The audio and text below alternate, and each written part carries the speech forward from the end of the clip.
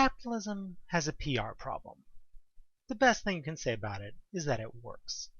By using capitalist methods, poverty throughout the world has been reduced more in the 20th century than by all charity and other methods in the world combined. Capitalism has outpaced every single other economic system to the point that others simply don't exist anymore. Even socialist systems like Sweden simply have a capitalist system with a strong regulatory and welfare system layered on top. If you were to suggest that we go to a guild-based medieval system where the guild of fan makers could stop anyone from making their own fan, or that you would need to have a license from the king to wear the color scarlet, people would think you mad. In capitalism, it's effectively survival of the fittest. However, capitalism isn't sexy. Everyone likes evolution until they realize it means it's a lonely world with no guiding force. Plus, companies that gain a market share are encouraged to devour everything. Everyone is on their own, biting and scratching, and no one is steering the ship. Arguments against capitalism actually remind me of arguments against atheism, which essentially state how frightening the universe would be without God. It's a bit Lovecraftian when you think about it. This is why there are so many famous works that critique capitalism.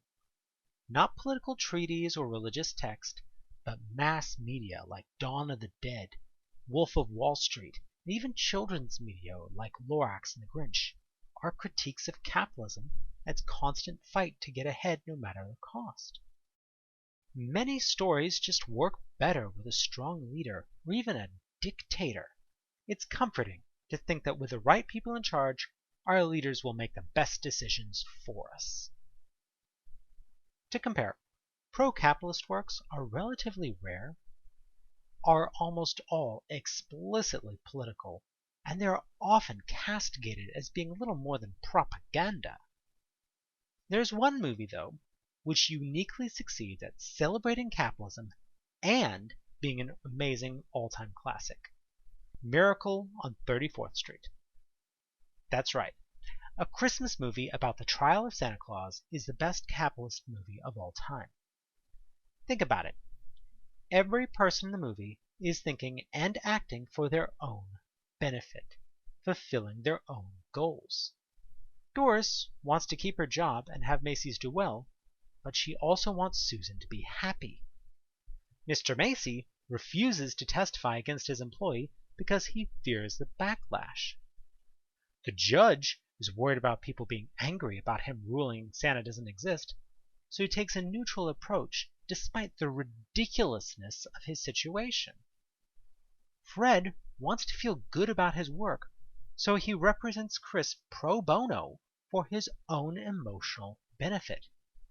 This is still capitalism, and a major critique that I have at Ayn Rand.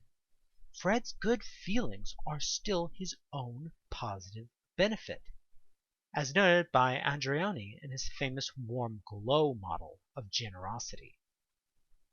Even the post office helped for their own reasons, to have a laugh. Miracle even includes an oft overlooked aspect of capitalism, how the system itself will act to punish bad behavior. The drunk Santa and vindictive psychologists both lost their jobs due to their antics, and even the judge and district attorney receive social stigma from their perceived persecution of an innocent old man. While we might think of canceling people as being a new idea, the idea of social punishments and blacklisting are actually quite old. It's one of the key things that hold society together, even absent any official who judges and punishes malfeasance. All of this in the movie happens without any larger guiding force or divine hand. This is the very essence of capitalism. Everyone works for their own goals, and it all works out for the best. I think it works so well because I don't think it was intentional.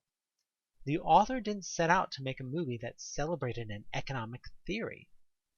Valentine Davies simply wrote a story from his own perspective about how the world works. Thus, he didn't include any of Orwell's or Rand's chastisements of other systems, and everything is naturally integrated into the story. This led to the best capitalist movie without ever intending for it.